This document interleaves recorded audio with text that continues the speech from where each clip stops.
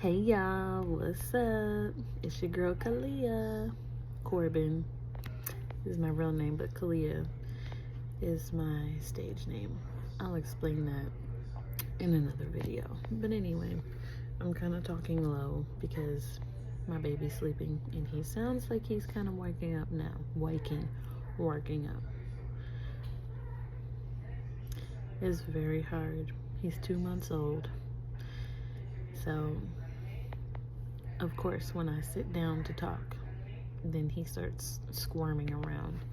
So I just want to get on here and just talk a little bit about being out of control in certain situations, right?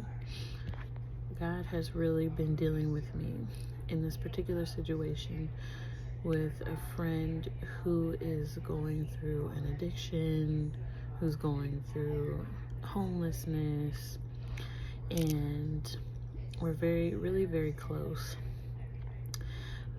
But yeah, it's very hard to not want to try and fix the situation, and I'm sure that y'all have been there before, where there's something that is just completely out of your control and you're super powerless.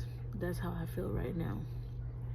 And so I just want to get on here and just say that I have finally come to a point where I have truly surrendered, because if we're in the way of what God is trying to do in somebody else's life, and we can pray and we can pray and we can pray, but if we are in the way, I'm not saying stop praying, but there comes a point in time where it's just like, okay, I have to let go of this.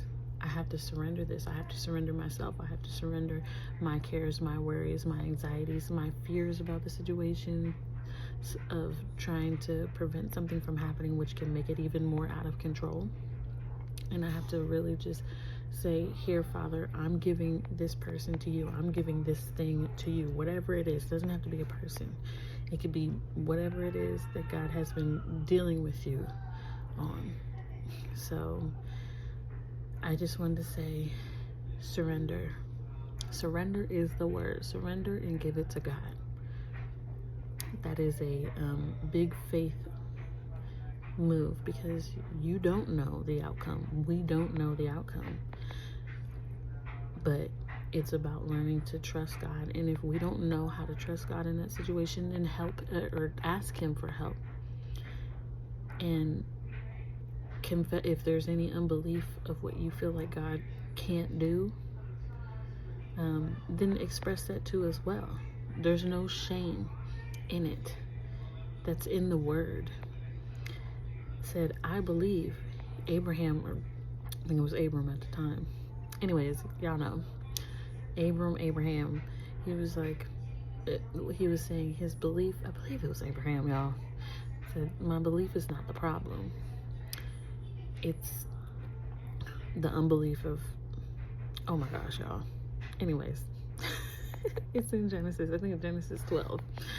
But yeah, so it was pretty much talking about, there's a part, or maybe it was in Mark. Anyways, oh my gosh, somewhere in the Bible where it's talking about the unbelief part. So it's like, Lord, help my unbelief. I believe, but help my unbelief, because I want to trust you. I want to learn to trust you in this situation. I want to believe that you can do this for this person, because when we get out of the way, then God can deliver. Then God can set free. Then God can break the strongholds, even over us. Not even just about the other person, but about us too. There he goes.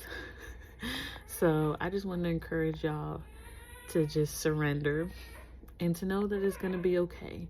And ask God to give you peace in the situation every single moment of every single day that it tries to come up and play with your mind, play with your heart, because it can.